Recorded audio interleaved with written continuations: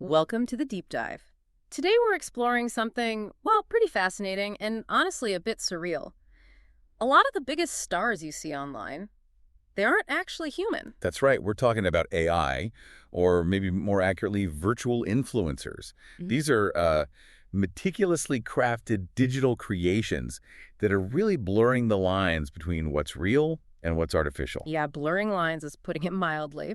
So our mission today is to take the sources you've shared with us, pull out the key insights, and help you understand the tech behind these synthetic selves. And the huge market forces driving them, plus, of course, the big ethical and societal questions they bring up. Exactly. We'll unpack how they even came about, why brands are pouring, well, billions into them, why people seem so drawn to them, and the major concerns they've sparked. Let's get into it. Okay. So first things first, what exactly are we talking about when we say AI influencer? Is it actual AI? Well, fundamentally, an AI influencer is a computer-generated character. You see them on social media acting like human influencers, engaging followers, promoting stuff. Right. But, and this is important, while we call them AI influencers, many aren't fully autonomous AI. They're more like CGI creations helped by AI tools. It's not like they're thinking for themselves, not yet anyway. Oh, okay. Their origins actually go back a bit to the early 2010s in things like gaming and entertainment. That AI assisted versus eponymous point feels really key. So should we think of them more like, I don't know, super sophisticated digital puppets than independent beings? That's a really good way to put it, especially early on. They were like advanced puppets. And when did these puppets really grab everyone's attention? Was there a specific moment? Oh, absolutely. The big breakthrough moment was 2016. That's when Lil Miquela debuted. Oh, Michaela. Yeah. She's generally seen as the first hyper-realistic one. When she popped up on Instagram looking almost completely real, it just, boom, kicked off this huge global conversation about what's authentic anymore, what's real online. Right, because she looks so convincing. Exactly. And what came next wasn't accidental. It was a very deliberate strategy shift by the creators. They saw how human influencers succeeded, not just by showing products, but by telling stories.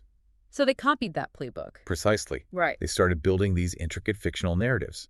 The key insight here from the sources is this calculated engineering of a life. Calculated engineer. Giving them backstories, personalities, manufactured drama. Like, remember when that other virtual influencer, Bermuda, supposedly hacked Lil Miquela's account?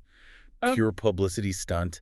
Staged conflict. Exactly. Yeah. All this elaborate storytelling is designed to make people feel connected, to build those deep emotional bonds.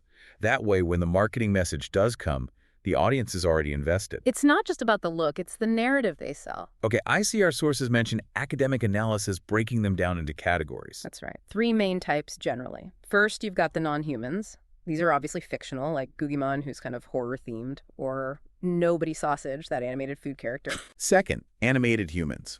These are more stylized, cartoonish. Think Nunuri, the digital fashion icon, or Animalu, who's big on YouTube in Brazil. Right. Less about realism there. And then the third category, the one causing most of the fuss, really, Wow. hyper-realistic CGI humans. Yeah. These are the ones designed to look almost identical to real people. And these aren't just niche experiments, they're global players now. How did they get so influential? What's the secret sauce? It's that meticulous persona crafting, often going beyond just selling things. Take Lil Miquela again. She's positioned as this 19-year-old change-seeking robot, right? Yeah. Over 2.5 million followers. Yeah. Her story, her music, the Vogue features, deals with Prada, Samsung, Calvin Klein. Yeah. Remember that kiss with Bella Hadid? Oh, yeah, that caused a stir. All part of that calculated engineering. It's worked so well, you see others like Ludo Magala. She's the face of a huge Brazilian retailer, Magazine Luiza. And get this, over 7 million Instagram followers. The most followed virtual influencer globally. 7 million, wow. Then there's Emma in Japan with her signature pink hair. She works with Hugo Boss, Porsche, Coach, even IKEA. And Atana Lopez, that pink-haired model created by an agency specifically because they found human models difficult, reportedly earning up to 10,000 euros a month. 10,000 euros a month. For someone who isn't real, that really throws the economic side into sharp relief, doesn't it? It absolutely does. So how do they make them look so incredibly real, and how much AI is actually doing the work now? It's a complex mix. The foundation is CGI, computer-generated imagery, using really advanced software like Unreal Engine's MetaHuman for that hyper-real look. Think blockbuster movie tech. Okay. Then for natural movement, they often use motion capture, real actors perform, Hmm. and that data is mapped onto the digital character. Like in Avatar or video games. Exactly. But the real shift, Lindy, is generative AI. This isn't just assisting, it's actively creating content. It's creating. How so? Well, imagine using something like Stable Diffusion to generate a unique image of the influencer in a new outfit, just from a text description. Or using ChatGPT to write their social media captions, maybe even respond to comments. Ah. You can generate synthetic voices with tools like Replica Studio, make still photos talk using services like Movio. It means the human teams are becoming more like directors, guiding these powerful AI tools, rather than crafting every pixel themselves. Which makes it faster and cheaper, I imagine. Dramatically so. It's Yeah. really changing the game. Is there a typical process, like a life cycle, for creating one? Yeah, it generally follows about 5 steps. First, persona design, Mhm. figuring out who they are, their story. Second, visual creation, the actual digital modeling. Third, interaction programming, setting up how they'll communicate, even if it's scripted. Mhm. Fourth, content generation, making all the posts, pictures, videos.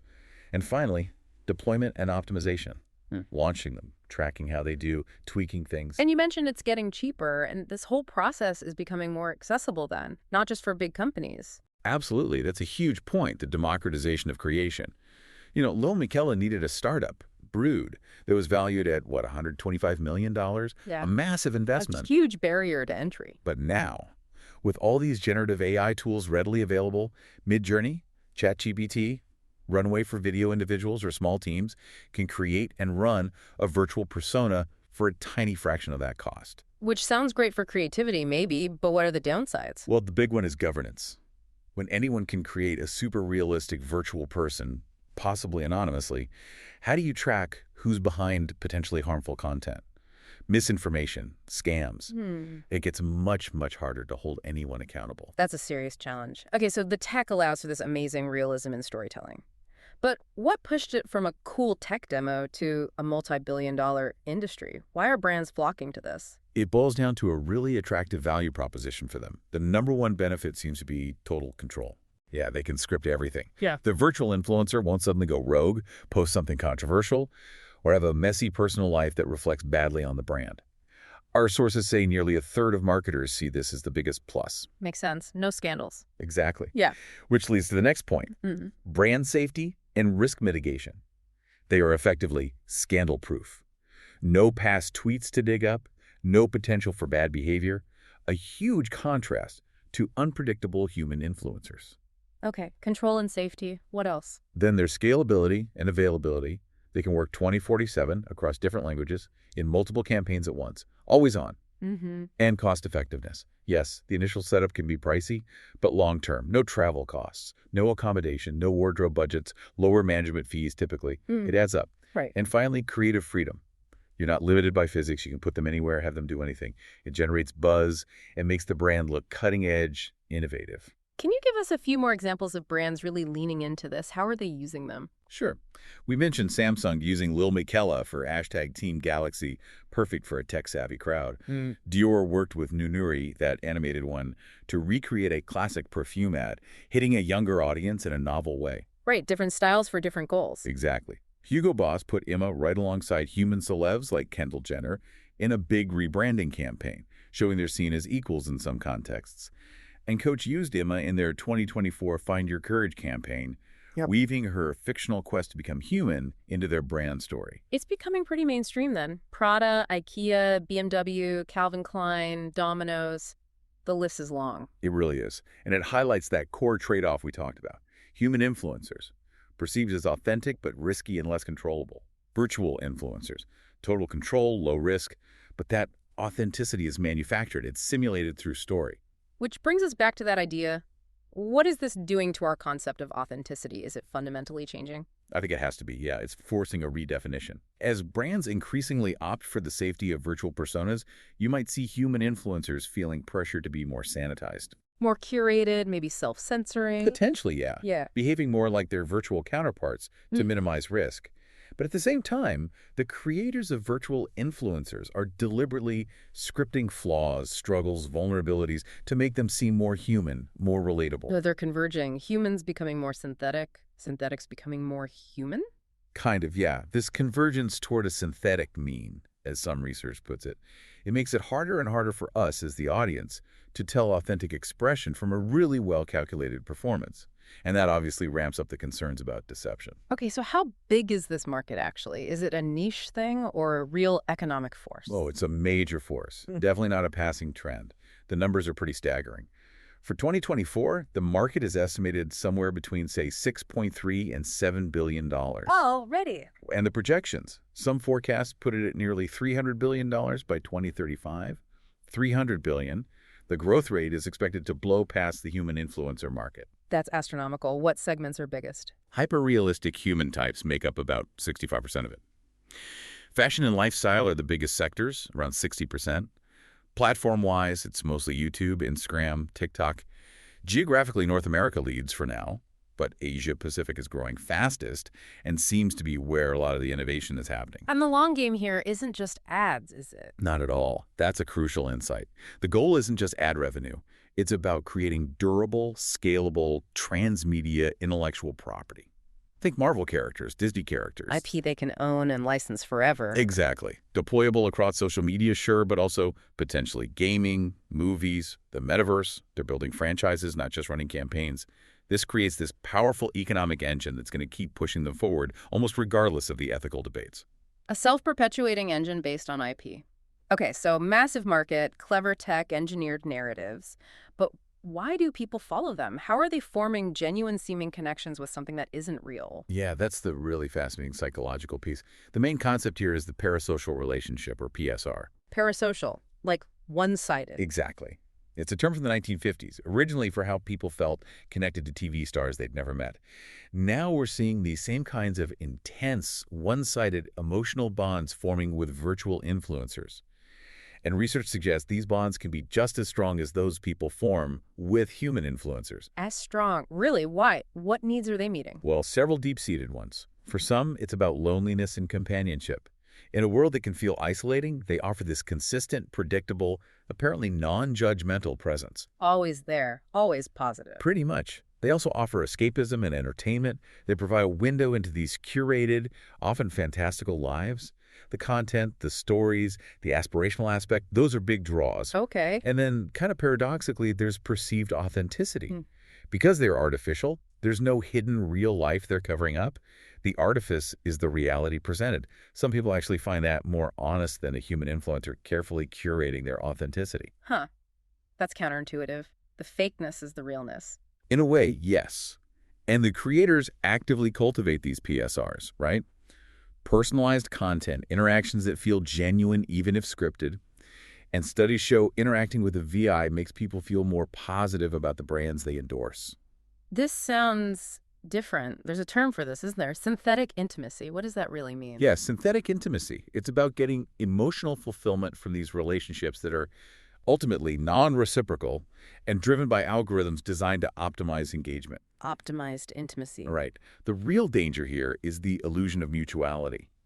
The user feels seen, heard, connected, but the interaction is entirely one-sided and programmed. And the implications, especially for younger people. They're significant. These digital personas are designed to be perfect interaction partners, always available, always affirming, zero friction. It creates this highly rewarding substitute for real intimacy. Easier than messy human relationships. Potentially, yes. And it's not just about users being fooled by marketing. It's a system designed to exploit our basic human need for connection. The long-term worry is a generation with changed expectations about what intimacy looks like, maybe struggling more with the complexities of real-world empathy in relationships. That's heavy. What about the uncanny valley effect? Does making them too realistic ever backfire? Absolutely. That's a critical factor. It links to anthropomorphism, how human-like they seem. Generally, the more human, the stronger the feeling of connection. But if they get almost human, but something slightly off, the movement, the expression, the eyes, it triggers that uncanny valley feeling, that creepy, unsettling sensation, like a doll that moves just wrong. Right, that can be really off-putting. Totally. So paradoxically, sometimes the less realistic ones, the animated or non-human types, can actually create stronger, more positive feelings because they aren't pretending to be real in the same way. They bypass that uncanny creepiness. So realism isn't always the goal, or at least perfect realism is tricky. How do they build trust then if they aren't real? Well, through consistency, showing expertise in their niche, like fashion or tech, leveraging attractiveness or just the novelty factor. And displaying human-like cues helps too, like being shown with a pet or a friend in photos makes Yeah. them seem more relatable. So given all this, how do people generally feel about them? Is it acceptance or skepticism? It's really divided. You see conflicting data. One 2022 survey found 58% of U.S. consumers follow at least one VI, and 35% had bought something based on their recommendation. Suggests acceptance, right? Yeah, sounds like it. But another survey, same year, found 65% were unlikely to buy something the VI promoted. So strong skepticism, too. So it depends. It seems context dependent. Maybe you trust a hyper-real VI for tech specs, but prefer a fun, animated one for something more emotional, like food. The core concern splits, too. Is it about being tricked into buying something or tricked into feeling something? The risks are different. Okay, clearly there are upsides for brands and maybe even some users, but the potential downsides seem huge. Let's dive into those shadows. What are the biggest ethical and societal red flags? Top of the list has to be the deception dilemma. At its heart, it's the potential to mislead people when they don't realize they're interacting with something non-human. It blurs reality, compromises authenticity. Especially with ads, right? Exactly. Product endorsements are a big one. A VI can't actually experience using a face cream or driving a car, so saying they love it is inherently misleading. The FTC in the U.S. is clear. Endorsements need to reflect honest experiences, and the advertiser is responsible. And finding out later it wasn't real. That can completely shatter trust. Beyond products, there's the emotional manipulation aspect we touched on, using those cultivated PSRs to make people more receptive to marketing. It blurs entertainment and advertising. Especially worrying for kids and teens who might not have the media literacy to see the script. It raises real questions about informed consent. Yeah, that's concerning. What about the impact on how people see themselves, their mental health? That's another major area, the mirror of perfection. These VIs are digitally sculpted perfection. Idealized beauty, wealth, lifestyle, often completely unattainable standards. Setting the bar impossibly high. Right. And that fuels social comparison, which research consistently links to negative stuff. Body image issues, low self-esteem, even disordered eating. One study specifically found that highly human-like VIs increased engagement but decreased well-being because of this upward social comparison. Comparing yourself to someone literally designed to be perfect. And there's a diffusion of responsibility, too. Who's accountable for pushing these harmful standards? It's not one person. It's a corporate product. We mentioned Shudugram earlier, that digital blackface issue. Can you unpack that cultural appropriation concern a bit more? Yeah, Shudu is the classic example. Hailed as the first digital supermodel, gorgeous black woman, created by a white male photographer. Yeah. The criticism was fierce. People called it digital blackface, profiting from black aesthetics, black identity, without actually involving or compensating black creators or models, treating blackness like a visual style you can just put on and take off. Like an accessory. Precisely. And it points to a bigger ethical minefield for creators. Huh? The huge responsibility when representing cultures they aren't part of. Plus, the AI tools themselves can have biases baked in, potentially perpetuating stereotypes without anyone intending to. And what about just basic privacy and security? That's the data shadow. These VIs are interaction hubs. They collect tons of data, likes, comments, direct messages. This raises big privacy questions, GDPR compliance issues, lack of transparency about what's collected and why, and security risks, too. Imagine a popular V account getting hacked to spread misinformation or run scams. Highly effective. Their realistic images and voices are also perfect raw material for deepfakes, making it harder to know what's official content versus malicious fabrication. And bias in the AI itself. Yep. Algorithmic bias. The creator's own biases, conscious or not, get embedded. And if the AI is trained on biased data, it can just amplify existing societal stereotypes about gender, race, you name it. So these aren't just minor glitches. No. The sources suggest these ethical problems aren't accidents. They're the logical result of the goal, creating perfect, controllable, commercially valuable entities. The drive for that control inherently leads to these kinds of issues. Given all that, it's a lot. How are people trying to manage this? What are governments, platforms, the creators themselves doing about governance? We're starting to see an emerging regulatory framework. It's patchy, but it's developing. In the U.S., the FTC's endorsement guides now apply.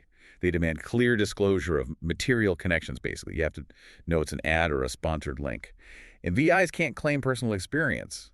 Crucially, the advertiser is on the hook. Okay, that's disclosure for ads. What about Europe? The EU is tackling it more broadly. The AI Act is huge. It's likely going to require clear labeling for AI-generated content, including VIs.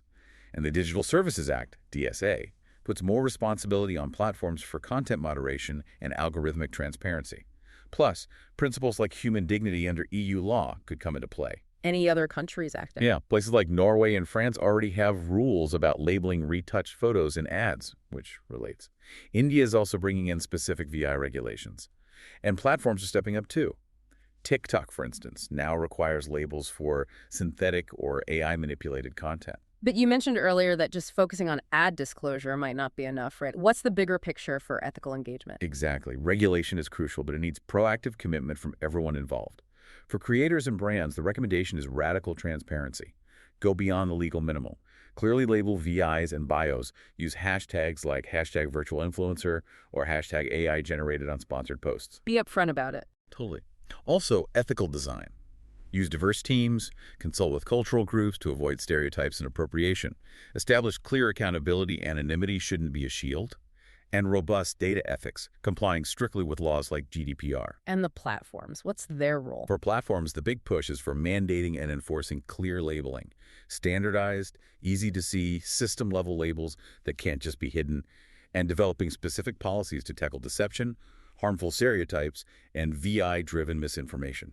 Our sources mention a framework for this. Yes, a framework for ethical virtual influencer governance, which nicely lays out how responsibility for things like transparency, accountability, fairness, user well-being, and data privacy should be shared across creators, brands, and platforms. Okay, but what's the core message about where regulation needs to go next? The key takeaway here is focusing just on ad disclosure is necessary, but it's ultimately insufficient. Why insufficient? Because VIs are becoming much more than just walking billboards. They perform identities, build communities, engage in social commentary, form those deep emotional bonds we talked about. Right, they're becoming companions, maybe educators. Exactly. As they gain more autonomy, their societal impact goes way beyond advertising. We'll need a new legal and ethical paradigm, something beyond just marketing law, to deal with synthetic personhood. Synthetic personhood. Wow. Yeah. Society's going to have to wrestle with really profound questions. Do synthetic personas get rights? Who's liable if they cause harm? How do we protect people, especially vulnerable ones, from highly sophisticated manipulation by things that aren't even sentient? The real regulatory challenge, the deep one, it's only just beginning. Okay, this deep dive has certainly uncovered a lot. Let's try to summarize. We've seen the term AI influencer itself can be a bit misleading. They're often human-driven CGI creations, though AI is rapidly increasing their autonomy and making them easier to create. Right, that democratization is key. And it's not just a fleeting trend, it's a major shift. LIs are being built as valuable, long-lasting intellectual property, potentially spanning games, movies, everything like digital Disneys. A whole new asset class, almost. And psychologically, their power is immense. They tap into our need for connection, forming these parasocial bonds, leading to this idea of synthetic intimacy, which could genuinely alter how we relate to each other. Potentially displacing real human connection, or at least changing our expectations of it. So the final thought for you, our listener, is this. As we navigate this digital world, increasingly filled with these incredibly well-crafted synthetic beings, what does authenticity truly mean anymore for us as humans? And how might our fundamental ideas about connection, about trust, even about our own identity, continue to shift and reshape in this new reality we're building? Lots to think about there. This deep dive, drawing on your sources, was our attempt to give you a shortcut to getting informed on these complex issues. Hopefully it gives you plenty to mull over.